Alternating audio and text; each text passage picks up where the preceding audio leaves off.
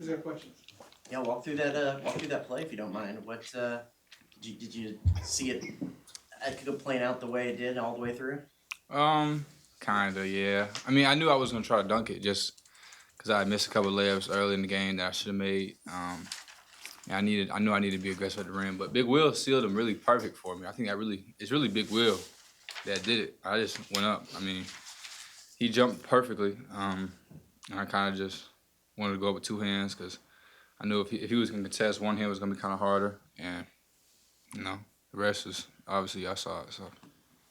Did anybody reach out? What was the reaction like afterwards? It's still kind of crazy. I mean, my mom called me. I mean, really, you're on Sports Center, you're number 4, you're number 8, and da-da-da-da. And it's kind of surreal still. I mean, that's something you kind of dream of as a little kid, I think it was a perfect situation. Sold-out crowd, playing one of the best teams in the country on ESPN. Like, it doesn't really get any better than that. And we won. So, my phone was still kind of going crazy. I kind of turned my notifications off because it's I could swipe on Instagram every 2 seconds and something will pop up, Twitter will pop up, and try not to get consumed in that and try to just move on to the next thing.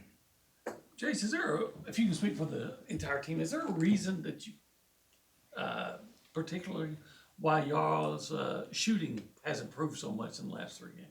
I think it's just us being confident. I don't think it's anything like a secret recipe or we figure something out. I think we just keep shooting the predictable shots and shooting shots that we can make and not miss.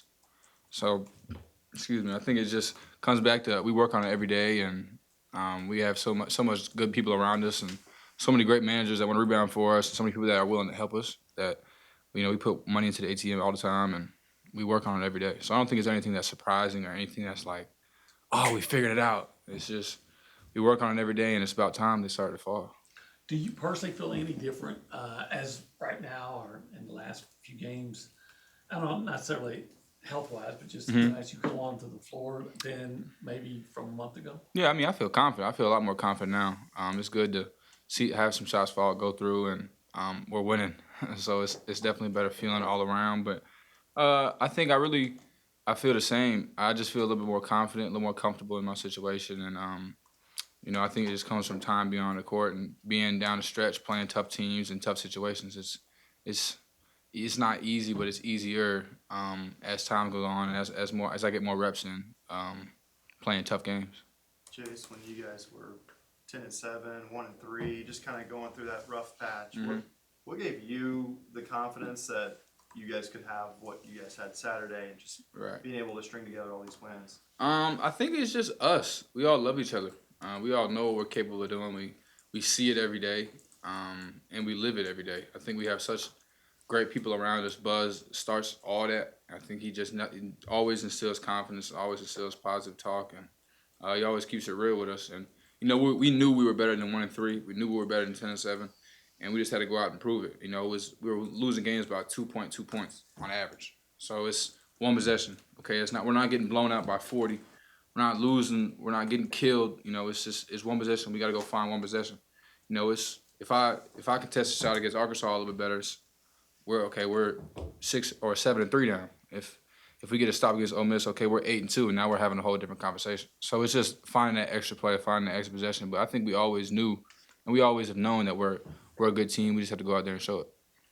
Jace just beat number 6 Tennessee next Saturday. You got number whatever Alabama, right between a team that's lost 9 of 10 on the road.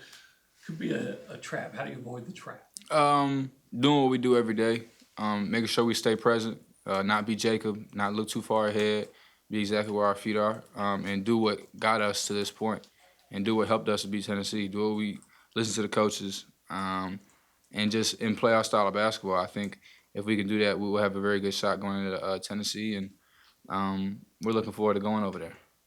Tyrese and Wade got a few allocates today. today. How cool is it to have a backcourt? It's so great. I love it for them. I mean, they're high-level guys, high-level athletes, high-level basketball players, but they're my friends. I mean, I got a shirt on. I mean, it's my guy.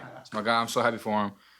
Him and I know Ford got the Naismith Player of the Week, and I just saw Boost got SEC Player of the Week. So I love those guys. I'm happy for them. It's about time they got something. I mean, they're killing right now. Boost is on the roll right now, and I'm just so happy for him, especially the situation he was in and all the negative energy that he was receiving.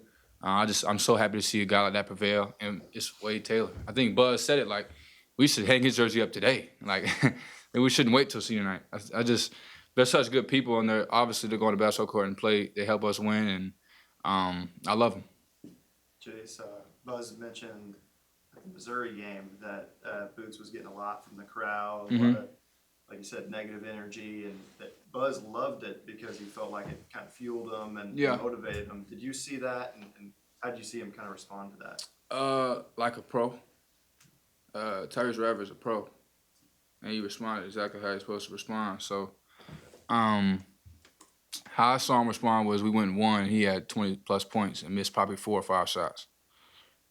So, I mean, that's Boots. When you guys play a Vanderbilt team that doesn't foul a whole lot, does that change the approach at all? No. Or do you still do what you guys have been doing? Yeah, we're going to do what we do regardless of who we're playing.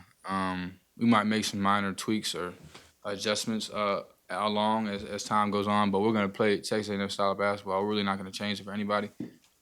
We are aware of how they play, but we feel like we should go out and do our job and play the best of our ability and just play that style of basketball no matter who we're playing, for real.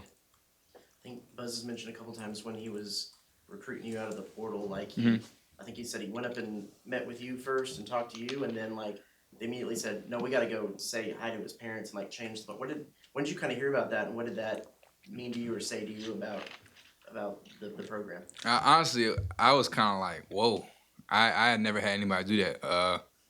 He came and saw me in Chicago, and I kind of brought him to a spot that wasn't the safest on purpose to see if he would really come out there and see how he would adapt to it.